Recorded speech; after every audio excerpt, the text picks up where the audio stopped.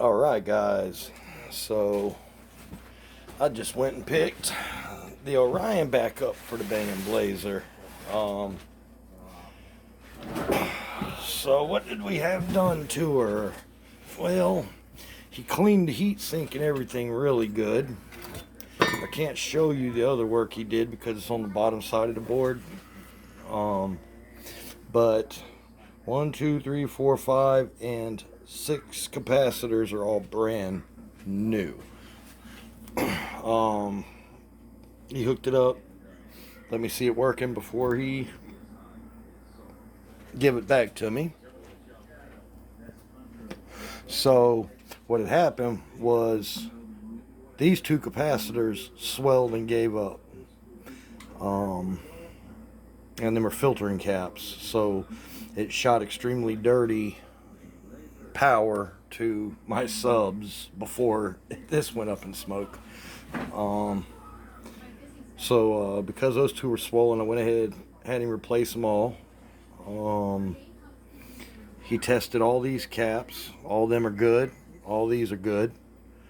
There was some broken solder joints in here, and I want to say it was on probably these had broken solder joints.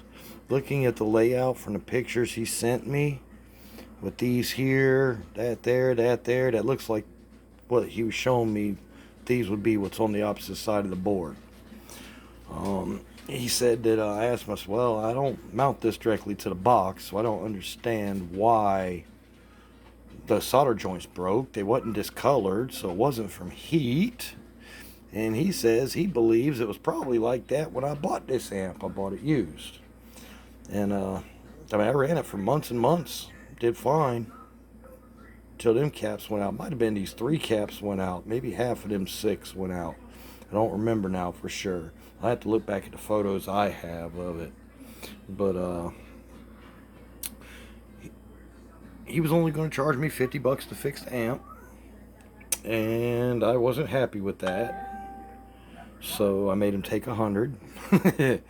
And because I overpaid him and paid him majority of it before he ever even had the caps in, he went ahead and went above and beyond for me. He used an upgraded thermal paste on all the FETs.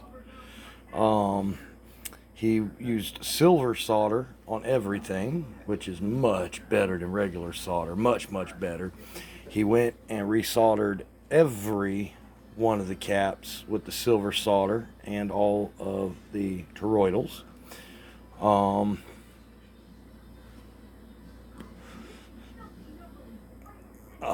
He said he added some extra copper in there where there was some copper joint stuff on the bottom of the board, and he cleaned the hell out of it.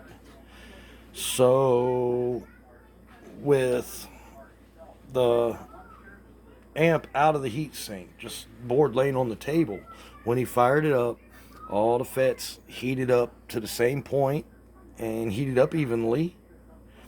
The voltage from the amp was staying very steady. These are actually over spec on these filtering caps, and he told me if my Hyphonics backup amp blew on me too. So he said if I wanted to, when I get a chance, I can bring in my Hyphonics, get it fixed. And then once the Hyphonics is fixed, he says, well, I want to bring it in, and we'll upgrade these caps, and the MOSFETs, and make this thing put out even more power than this way underrated amp already puts out. So yeah, y'all stay tuned, because I'm fixing to put the back panel and the end panel back on it and get this bad boy back into Bang & Trailblazer, and we're going to have that audio pipe banging on this Orion XTR 2500.1 DZ. Yes, sir. Leave me a comment, it, like, subscribe. If you haven't, give me a thumbs up. Hit that notification bell so you know when I upload videos. Share it with your friends. And leave me a comment, man. Leave me a comment. Tell me what you think about this stuff that I'm throwing together with next to nothing on a very, very low fixed income. And we'll catch you later. The Bangin' Blazer out.